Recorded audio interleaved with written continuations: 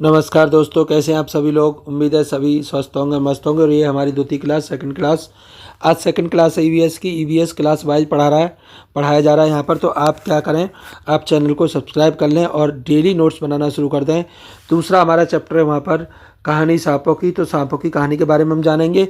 कुछ यहाँ पर मैंने उस कहानी से भी लिए हैं, तो आप चाहें तो इसका पीडीएफ जो है इसी के चैनल पर जाकर देख सकते हैं। वहाँ पर इसका पीडीएफ पड़ा हुआ है, वो कहानी आप पढ़ लें। पहले कहानी क्या थी, उसके बाद इसमें से क्वेश्चन का आंसर दे सकते हैं। बाकी मैं यहाँ पे जो क्वेश्चन आएंगे उनके क्वेश्चन का आंसर खुद ही दे दूंगा। तो ये हमारी दूसरी क्लास है। प्लीज़ आप वीडियो का अंत तक बने रहेगा, अंत तक वीडियो को देखिए और इसके नोट्स बनाते चलिए। मैं बता रहा हूँ ईवीएस में कोई भी ऐसी चीज़ नहीं बचेगी जिसे हम नहीं पढ़ाएंगे, लेकिन किसी भी चीज़ को उसके शुरुआत से पढ़ना बहुत ज़रूरी होता है। हम आगे आगे भागते हैं, इसीलिए चीज़ें हमारी समझ में नहीं आती। सभी चीज़ों में एक अनुबंधन होता है, चीज़ें जुड़ी होती हैं, तो वही चीज़ हमें सीखनी है। तो चलिए शुरुआत करते हैं अपनी वीडियो को बिना देरी किए। आपसे प्लीज़ हाथ जोड़कर रिक्वेस्ट है, मैं वीडियो मोबाइल से बनाता हूँ, थोड़ा सा आपकी सहायता की ज़रूरत है। और सहायता यह है कि आप चैनल को सब्सक्राइब कर लिया और वीडियो को कर दीजिएगा लाइक। धन्यवाद।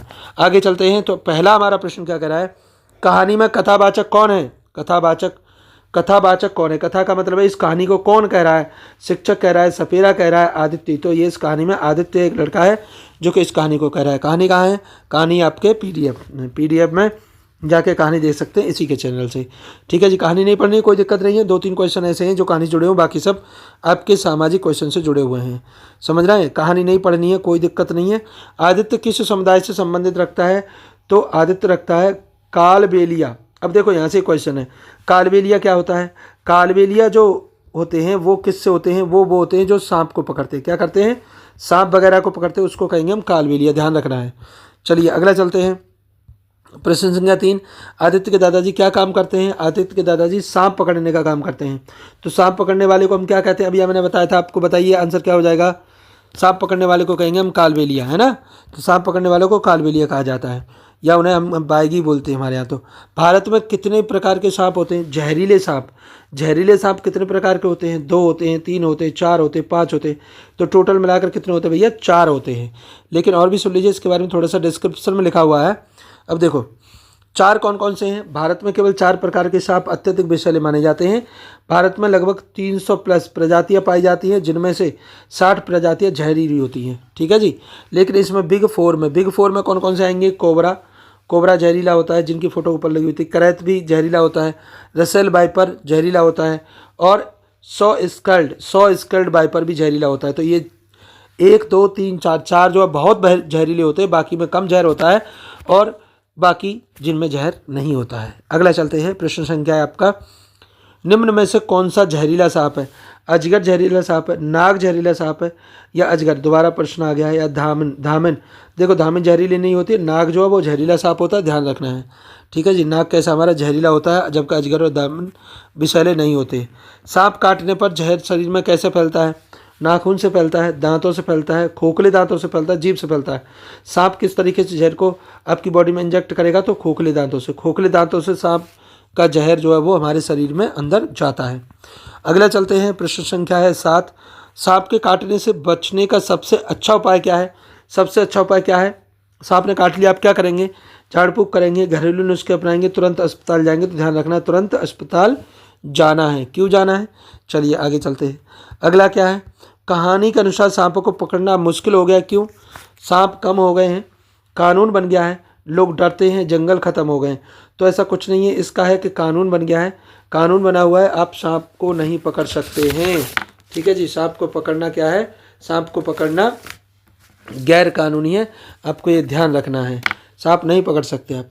अगला चलते हैं। प्रश्न संख्या चलते हैं 9, सांप को मारना कानून क्यों गलत है। सांप को मारना क्यों गलत है। उससे लोग सांप को मार देते, सांप को मिलते हैं, लेकिन वो कानूनी गलत है, क्योंकि वे सुंदर होते हैं, वे जहरीले होते हैं, या वे पारिस्थितिकी के लिए ज़रूरी होते हैं।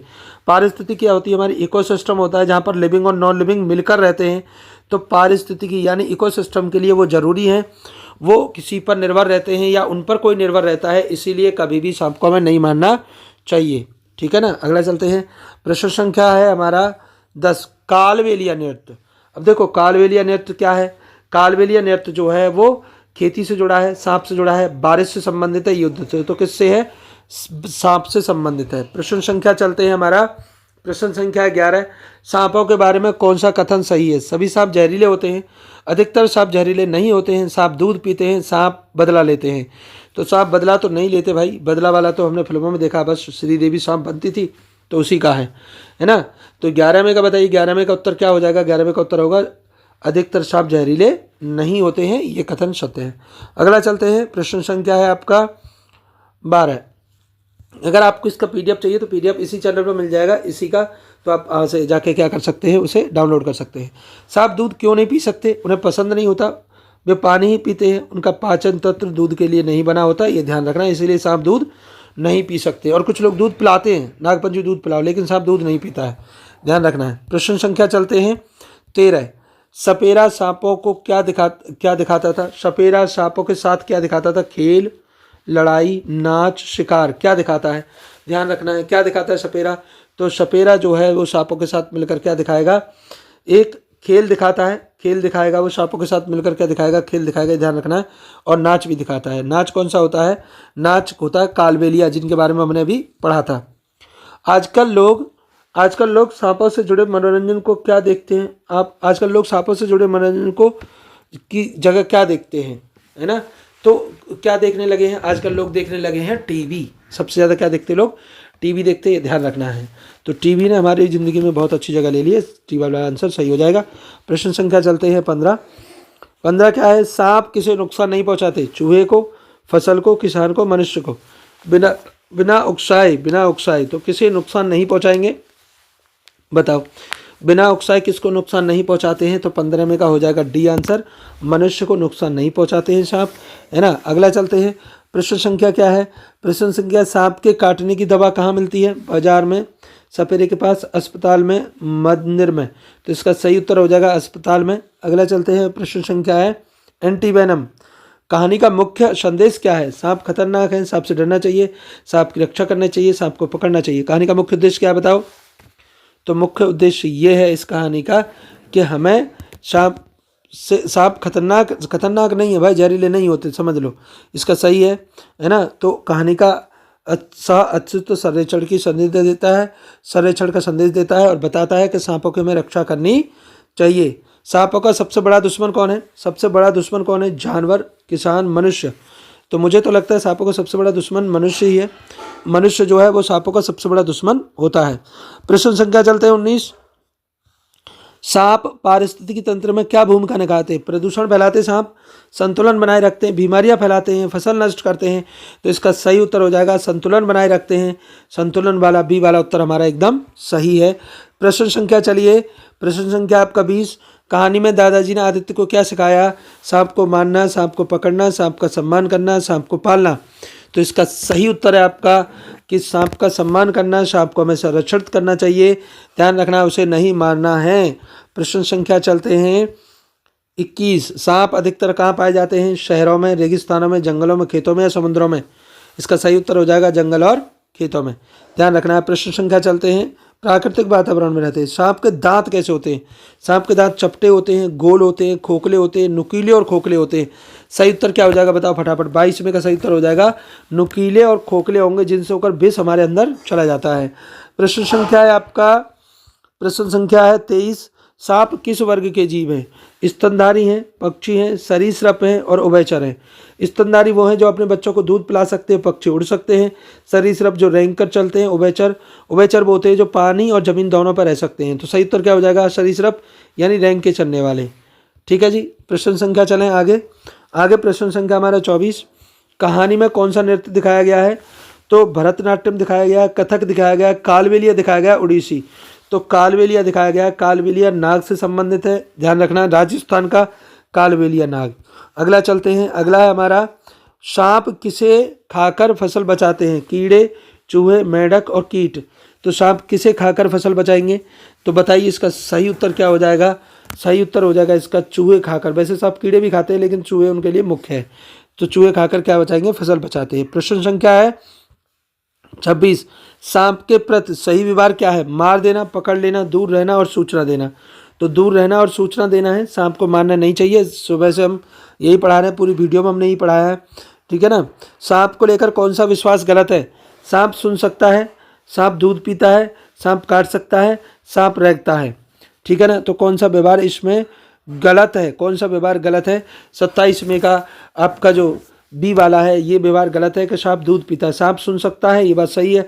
सांप काट सकता है, सांप रेंग सकता है, लेकिन सांप दूध नहीं पी सकता, ये ध्यान रखना है। सांप दूध नहीं पीते हैं।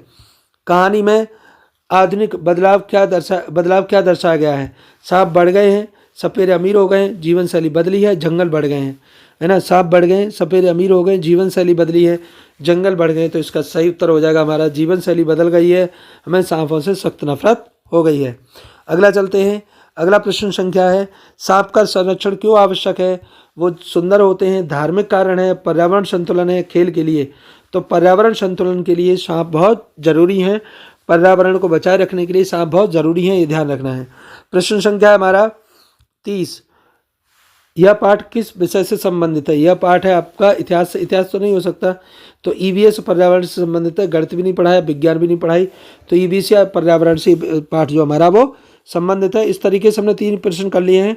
वीडियो आपको कैसी लगी सब्सक्रिप्शन जरूर बताइएगा, और आप अगला वीडियो के लिए इंतजार करिए। अगले वीडियो के साथ हम फिर मिलेंगे आपसे, और ये हमारा लेसन होगा नंबर 3 पर। तो ध्यान रखना है, चैप्टर वाइज करते जाओ, उसके बाद देखना कि ईवीएस कहाँ जाता है, ईवीएस की जानकारी कहाँ जाती है। इसमें हमने बहुत सी चीज़ें सीखी है, जैसे कालबेलिया के बारे में हमने पढ़ा, है ना। और कालबेलिया कहाँ का नृत्य है, किस प्रदेश का नृत्य है, इसके बारे में आप मुझे कमेंट सेक्शन में बताइएगा। वीडियो को कर दीजिए लाइक और चैनल को कर लीजिए सब्सक्राइब। धन्यवाद।